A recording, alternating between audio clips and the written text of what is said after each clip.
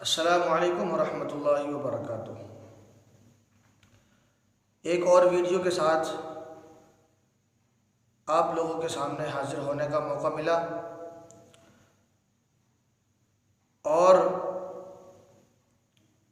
बात अर्ज़ करने से पहले एक बात ये कहना ज़रूरी समझता हूँ कि जो हजरात वीडियो को सुनते हैं तो वो मुकम्मल वीडियो को सुनें, क्योंकि बीच में से सुनना, शुरू से सुन लेना या आखिर से सुन लेना, उसमें पूरी बात समझ नहीं आती।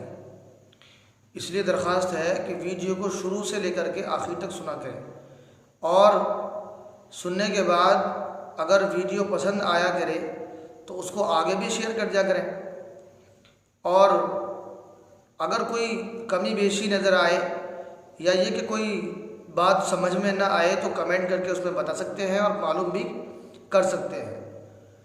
और अगर पसंद आ जाती है तो दूसरों को भी भेजना, वो अच्छी बात है, क्योंकि जो चीज़ हमें पसंद आई है और उसे हमें अमल में लेके आना है तो अच्छी बात है कि हमारा कोई दूसरा ईमान वाला भाई भी उसको अमल में ले आए, तो इसलिए उसको शेयर करना भी ज़रूरी है। मसला क्या है? मसला ये है कि सबसे पहली बात कि जो हम अल्लाह तबारक व तआला के हुक्म को पूरा करते हैं, हुक्म से मुराद यानी नमाज। नमाज तो जैसा हम पढ़ते हैं तो नमाज अगर हम कोई भी काम दीन का बग़ैर सीखे करेंगे तो वो काम हमारा मुकम्मल तो हो जाएगा, लेकिन वो काम हमारा नाक़िस और अधूरा रहेगा, क्योंकि हमने उस काम को सीखा नहीं है। बस लोगों को देखा है और देखने के बाद उसको सुना है, सुनने के बाद थोड़ा बहुत अमल करना शुरू कर देते हैं, तो इस वजह से वो हमारा अमल अधूरा और नाक़िस रहता है। लिहाजा कोई भी दीन का काम हम जब करें तो पहले उसको सीखें, सीखने के बाद फिर उसको अमल में लेके आना शुरू करें। मसलन नमाज है, नमाज हम पढ़ते हैं तो हमारी नमाज़ों की बहुत सारी ऐसी गलतियाँ होती हैं जो हमें मालूम नहीं होती हैं, लेकिन हम उन पर बराबर अमल करते रहते हैं और मालूम करने की कोशिश नहीं करते, क्योंकि हमने दीन को सीखना समझा ही नहीं है, यानी उसको ज़रूरी नहीं समझा हमने कि दीन सीखना भी ज़रूरी है।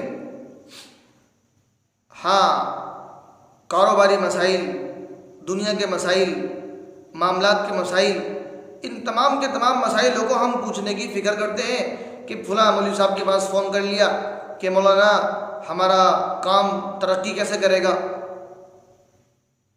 हमारी दुकान के अंदर बरकत कैसे होगी, हमारा माल ज़्यादा कैसे बिकेगा, कोई एक अमल बता दें, कोई दुआ बता दें। इन चीज़ों के बारे में जानने की कोशिश करते हैं, लेकिन जिससे हमारी आखिरत और दुनिया की कामयाबी जुड़ी हुई है उसके अंदर पूछने की कोशिश और फिक्र नहीं करते। इसलिए जो बचपन में नमाज सीख ली जाती है तो बचपन तक वही नमाज चली रहती है। इसलिए मेरे भाइयों, अजीज़ों, दोस्तों, हमें अल्लाह का जो हुक्म है, बड़ा हुक्म है, और नमाज के बारे में आता है कि अल्लाह तबारक व तआला कल क़यामत में जब हिसाब व किताब शुरू होगा तो आखिरत में सबसे पहला सवाल अल्लाह तबारक व तआला नमाज के बारे में मालूम करेंगे। और हदीस शरीफ के अंदर आता है, जिसकी नमाज अच्छी निकल आई बाकी तमाम आमाल उसके अच्छे निकल आएंगे, और जिसकी नमाज ख़राब हो गई बाकी तमाम आमाल उसके ख़राब हो जाएंगे। तो नमाज बुनियादी चीज़ है, इसलिए नमाज को सीखना, उस पर फिर अमल करना ज़रूरी है।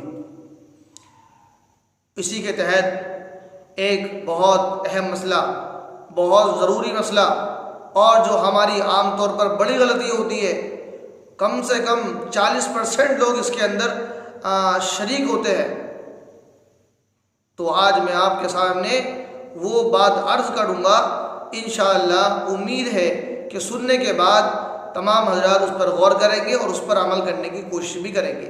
मसला ये है कि बाज़ मरतबा हम नमाज में शरीक होते हैं और मस्जिद में देरी से आते हैं, तो मालूम होता है कि नमाज मुकम्मल होने वाली है या ये कि इमाम साहब की आखिरी रकत है।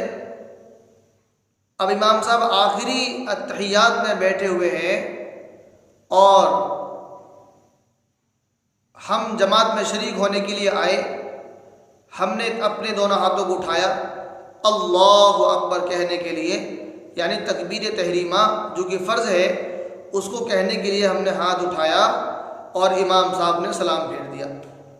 हमारी तकबीर तहरीमा मुकम्मल भी नहीं हुई थी, इमाम साहब ने सलाम फेर दिया, तो हमारी नमाज शुरू नहीं हुई।